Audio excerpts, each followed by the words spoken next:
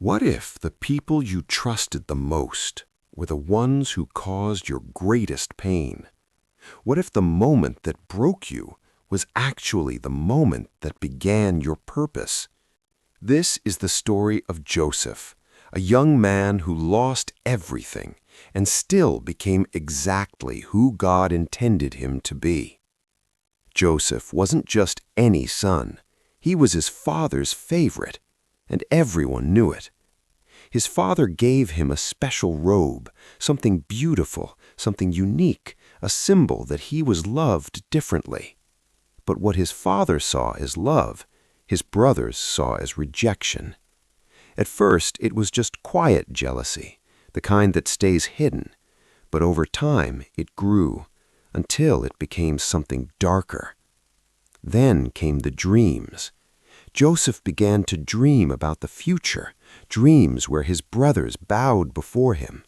And one day he told them. Maybe he didn't understand what it would sound like. Maybe he just believed it was important. But the moment he spoke, everything changed. Jealousy turned into hatred. And from that moment on, they couldn't stand him. One day, Joseph was sent by his father to check on his brothers in the fields. It seemed like a normal day, but it wasn't. Because when his brothers saw him coming in the distance, they didn't see a brother. They saw a problem. And before he even reached them, they made a decision. They were going to get rid of him. They grabbed him, tore off his robe, and threw him into a pit, a deep, empty hole in the ground, dark, silent, isolated. And for the first time, Joseph realized something terrifying. No one was coming to save him. He called out, but the same voices that used to laugh with him were now ignoring him. Then, instead of killing him, they chose something else. They sold him. Just like that. To strangers, to a life he didn't choose. And in a single moment, Joseph lost everything. His home, his family, his identity, everything he knew, gone. But here's what makes this story different. He didn't lose God. Even in Egypt, as a slave, Joseph carried something that couldn't be taken from him, the presence of God.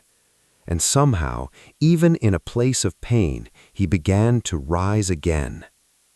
He worked with excellence. He stayed faithful. He didn't let bitterness define him. And people noticed. He was given responsibility, trust, influence. But just when it seemed like things were finally getting better, everything fell apart again. He was falsely accused, something he didn't do.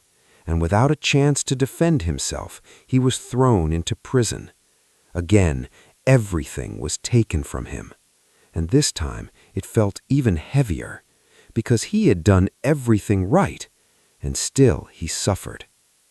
Days passed, then months, then years, and slowly Joseph became forgotten. Not just by people, but it probably felt like even God had gone silent. And maybe that's the hardest place to be. Not the pain, but the silence. But what Joseph couldn't see was that God was still working, even there, even in the prison, even in the waiting. Until one day, everything changed. The king had a dream no one could understand. And suddenly, Joseph was remembered. He was brought out of the prison and stood before the most powerful man in the land. And in a single moment, his entire life shifted. Joseph interpreted the dream. And not only that, he offered wisdom, a plan, a solution. And the king saw something in him, something undeniable. And just like that, the prisoner became a ruler. The forgotten became chosen. The broken became positioned. But the story doesn't end there.